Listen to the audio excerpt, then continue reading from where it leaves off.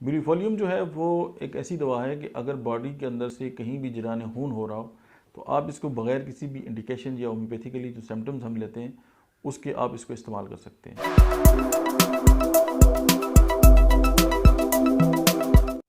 बिस्मिल्लाहिर्रहमानिर्रहीम, अस्सलाम वालेकुम। मेरा नाम डॉक्टर अहमद एजाज है और मैं सिविल होम्यो क्लिनिक से अहमदाबाद से होम्योपैथिक थेरेपेटिक्स के सिलसिले में आज जिस दवा के बारे में बात करूँगा उसका नाम है मिलीफोलियम। मिलीफोलियम जो है वो एक ऐसी दवा है कि अगर बॉडी के अंदर से कहीं भी जरान खून हो रहा हो तो आप इसको बगैर किसी भी इंडिकेशन या होम्योपैथिकली जो सिम्टम्स हम लेते हैं उसके आप इसको इस्तेमाल कर सकते हैं। और इसका मोस्ट प्रॉब्लम ये है कि मदर टिंचर इस्तेमाल होता है, लेकिन मैंने CM तक इसको इस्तेमाल किए और कमाल के रिजल्ट हासिल किए। आज चंद और बातें जो है वो आपसे मैं जो है वो शेयर करूँगा कि इसमें एक तो है कि वेरिकोज वेन में इसका बहुत बड़ा रोल है और जो कैपिलरीज ऑफ लंग्स हैं उनके ऊपर इसका बहुत बड़ा रोल है, क्योंकि उसमें से अगर जराना खून आ रहा हो तो ये फौरी तौर पे जो है वो काबू पा लेती है। और अगर ड्यूरिंग प्रेगनेंसी जो है वेरिकोज अगर हो गया किसी फीमेल को तो वहाँ पे भी मिलीफोलियम का बहुत बड़ा रोल है, क्योंकि ब्लड पे इसका बहुत बड़ा असर है। और स्प्रेन ओवर लिफ्टिंग यानी वज़न ज़्यादा उठाने से अगर मोच वगैरह आ गई है या और इस तरह की कंडीशंस आ गई हैं तो मिलीफोलियम वहाँ पे भी इंडिकेटेड होती है। और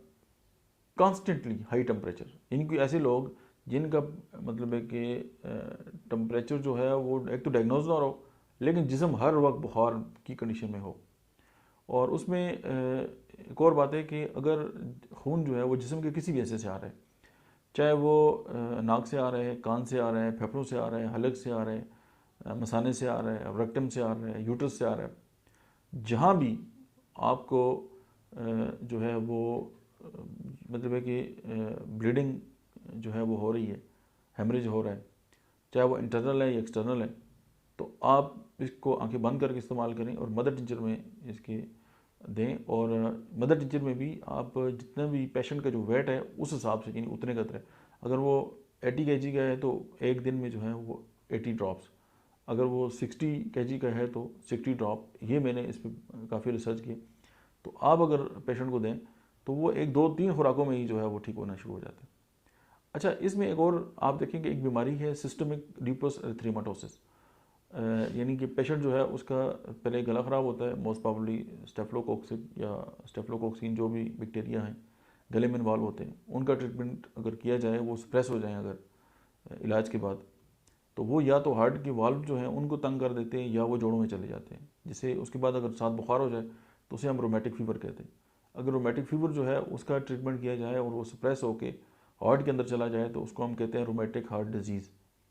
अच्छा, SLE में उसके बाद ये होता है कि आखिर में जो चेहरा है, नाक के ऊपर एक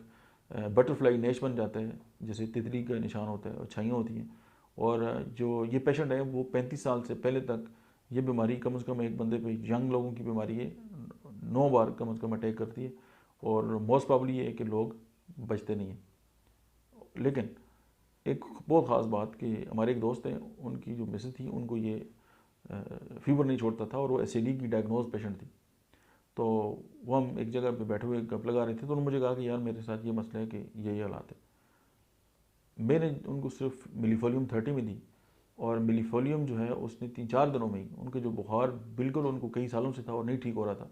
और वो डायग्नोज्ड जो थी सिस्टम लूपस एरिथेमेटोसिस की पेशेंट थी, तो इसने उनके बुखार को ख़त्म कर दिया। और उसके बाद उनकी जो खुशी थी, क्योंकि उनकी फैमिली में मोस्ट बड़े बड़े जो लोग थे यानी उनके जो